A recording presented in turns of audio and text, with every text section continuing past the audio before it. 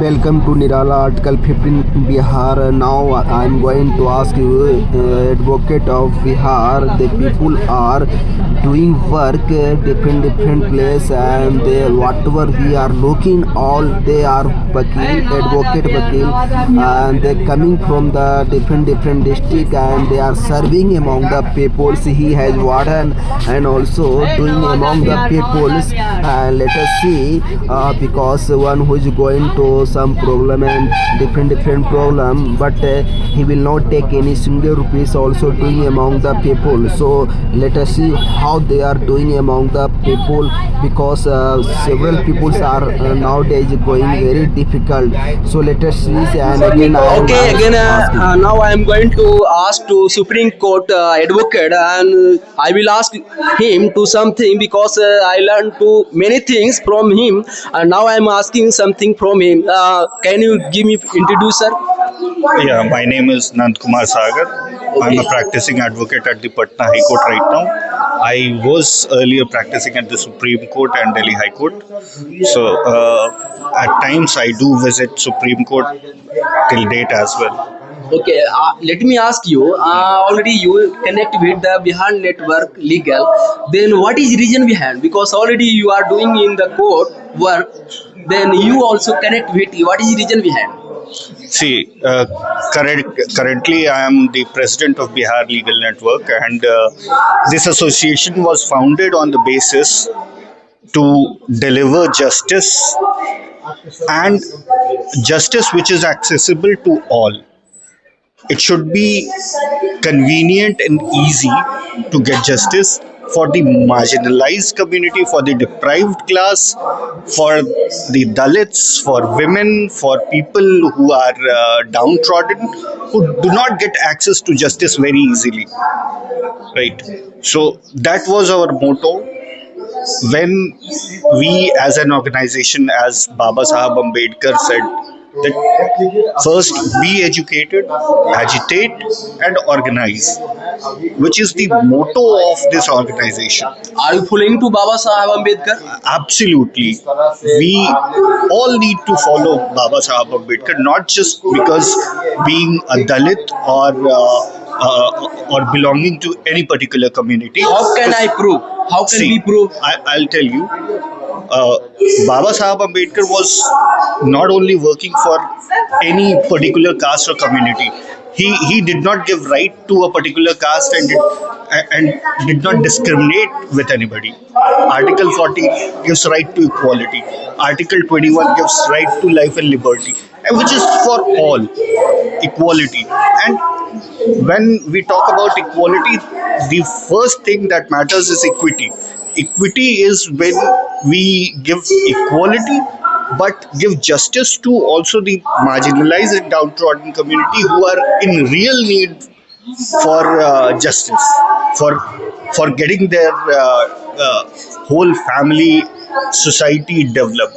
Let me ask you. Mahatma Gandhi said like that, "Where there is love, there is unity." But today, nowadays, people are not available to know about why are not doing like that. Because today we can see people are saying this caste, minor caste, and lower caste, and like this they are telling. But our constitution not said like that. But why they are doing like that?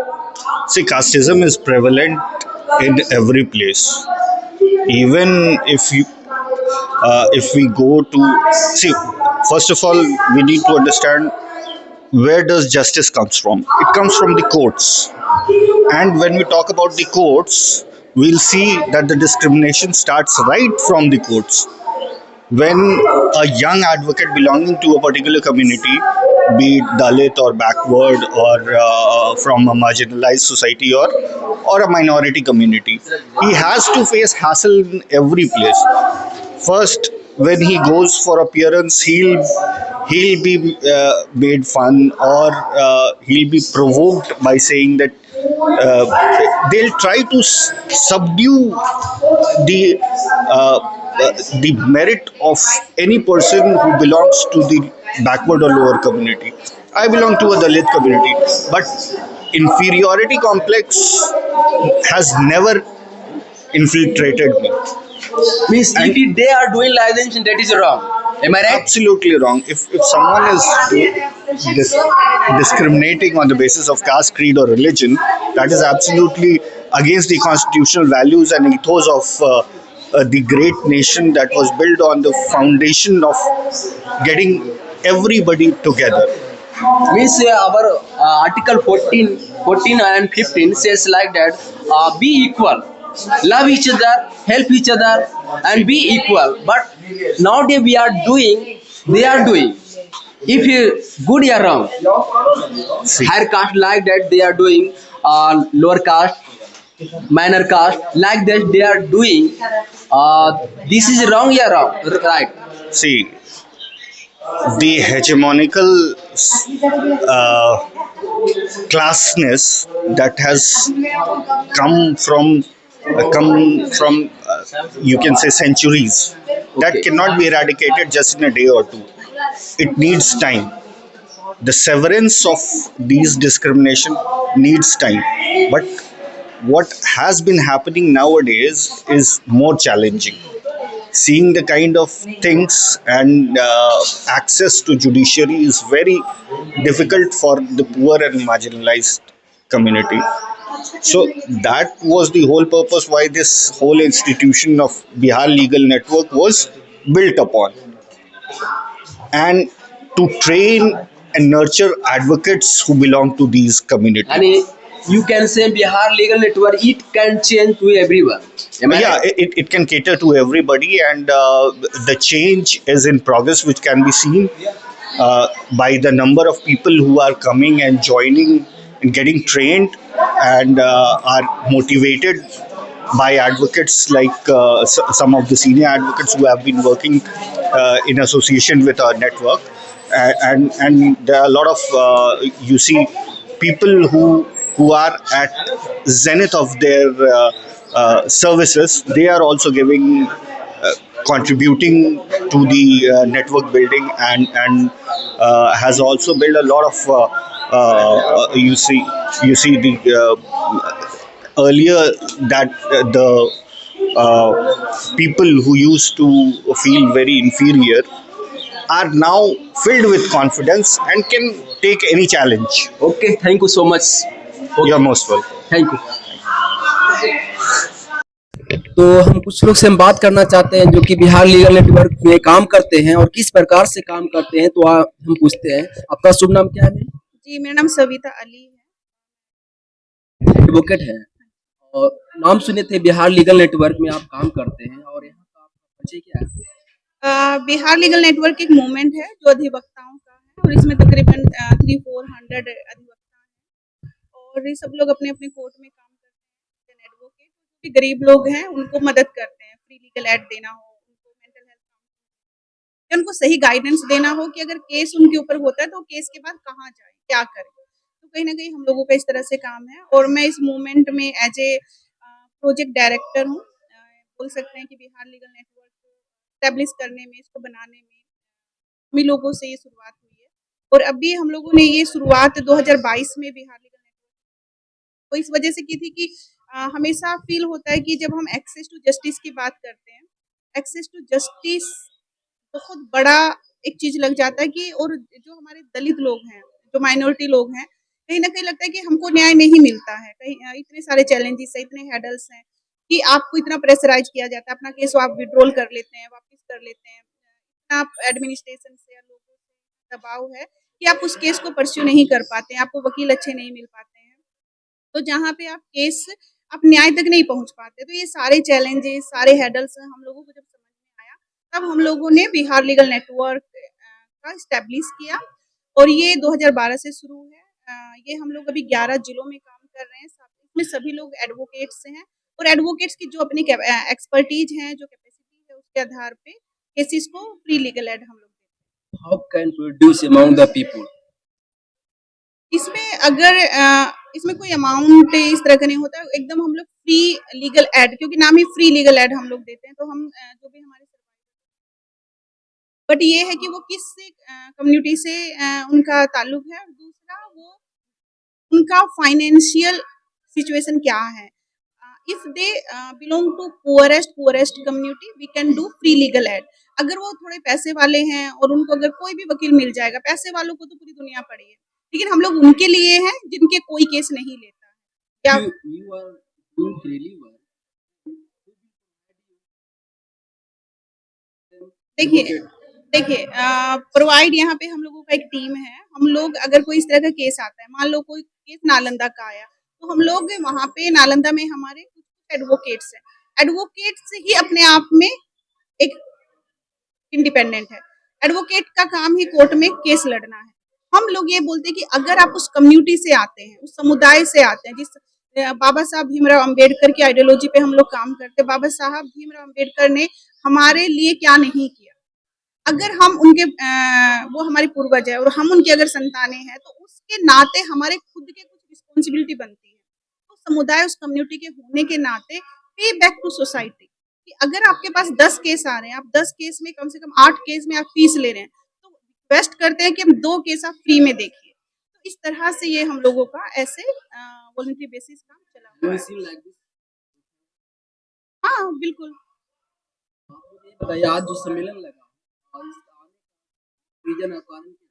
जी, आज का जो हम लोगों ने ये state consultation किया है, ये कंसल्टेशन करने के हमारे 2 मुख्य उद्देश्य थे। एक तो ये था कि जो एट्रोसिटी केसेस होते हैं, जो हीनियस क्राइम होते हैं, दलित महिलाओं के साथ में, माइनॉरिटी महिलाओं के साथ में, रेप हो, गैंग रेप हो, किडनैपिंग हो, डायन बोल के उनको किल कर देना, क्योंकि आप देखोगे कि डायन हमारी ही महिलाएं होती हैं।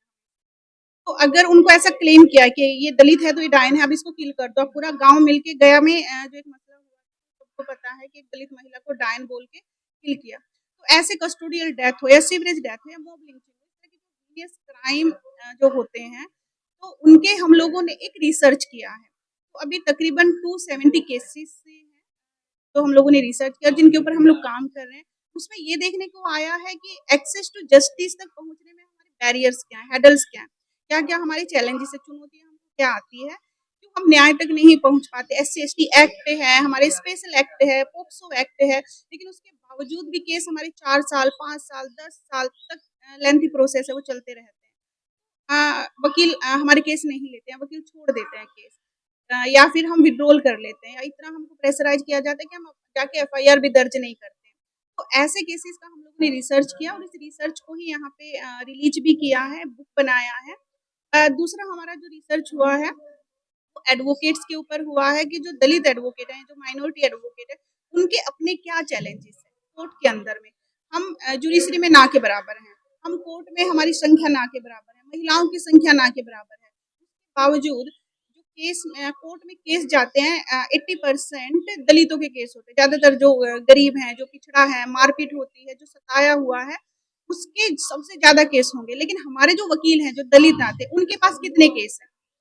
1% 2% तो हमारे लोग ही हमारे पास नहीं आते हैं। तो ये क्या रीज़न है, क्यों नहीं आते हैं? क्यों हमारे हाई कोर्ट में, एसएसएम कोर्ट में सीनियर्स नहीं मिलते हैं हमारे बच्चों को? एलएलबी करने के बाद जाते हैं। एलएलबी करने के बाद जो वकील के जो चैलेंजेस हैं, वो जो दलित है या जो वो जो माइनॉरिटी है, उनका भी एक रिसर्च हम लोगों ने तकरीबन 375 एडवोकेट्स का रिसर्च किया है। ये रिसर्च 17 जिलों से हुआ है और उसकी रिपोर्ट भी हम लोगों ने हाँ इसकी रिसर्च हम लोगों ने कंप्लीट करके वो भी बुक, तो आज हम लोगों ने 3 बुक रिलीज किया है। एक हमारे केसेस का, एक सोशियो लीगल सिनेरियो क्या है समाज में, और एक हमारे एडवोकेट। तो आज का जो प्रोग्राम है यहाँ पे तकरीबन 150 एडवोकेट आए हैं। तो हमारे गेस्ट हैं, जो स्पेशल गेस्ट हैं, वो खुद एडीजे साहब है, दर्शी साहब,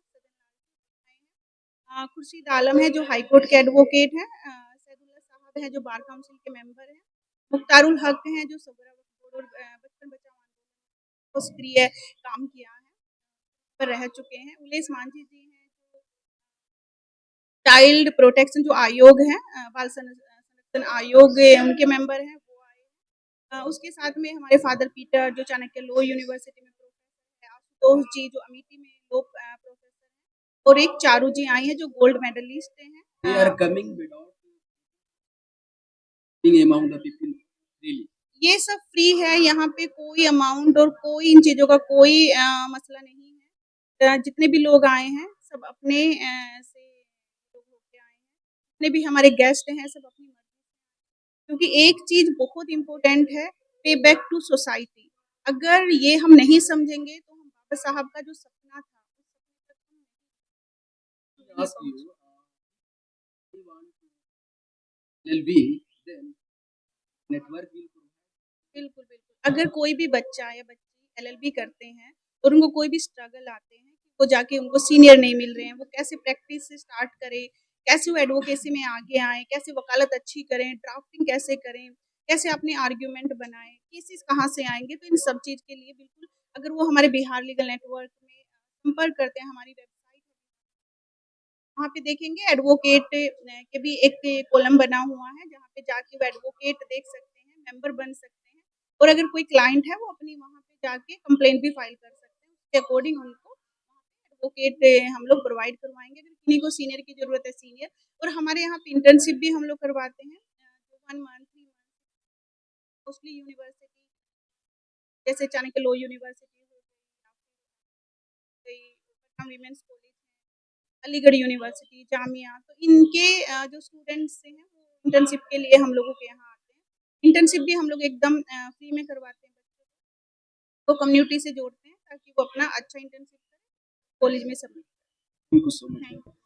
तो इस प्रकार से हम देख रहे हैं कि बिहार लीगल नेटवर्क का जो डायरेक्टर मैम सविता हुए और इनका जो विजन है, रीजन है, एम है, गोल है, जो गरीबों के प्रति एक सोच है, उद्देश्य है कि किस प्रकार से आज जो है माइनॉरिटी है, लोअर कास्ट के लोग हैं या अलग अलग समुदाय के लोग हैं जो अभी तक भी उनके पास नॉलेज नहीं है, विजडम नहीं है, शिक्षा नहीं है और कमी है इस प्रकार से, तो वहां तक ये अपनी शिक्षा बांटने के लिए और फ्री ऑफ कॉस्ट में देने के लिए हमेशा तत्पर हैं। तो ऐसी महिलाओं के लिए मैं बहुत बहुत मैं धन्यवाद करना चाहता हूं कि इन्होंने अपना समय बहुमूल्य देते हुए लोगों को प्रति अपना समय व्यतीत करते हैं और एक बिहार के लिए, भारत के लिए एक बहुत बड़ा विजन है, रीजन है, एम है, गोल है। तो ऐसे महिलाओं को मैं बहुत बहुत तारीफ करना चाहता हूं कि आने वाले टाइम में एक बिहार का, एक भारत का एक गवाह हो पाए, विटनेस हो पाए, ताकि एक जैसे बिहार लीगल नेटवर्क में ऐसे एक महिला नहीं बल्कि इनके जैसे हजारों महिला जो कि लोगों के प्रति, समाज के लिए, लोगों के प्रति काम करने के लिए हमेशा तत्पर है। तो फिर हम आगे देखते हैं।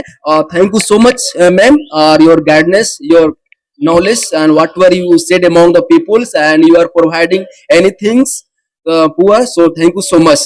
Thanks.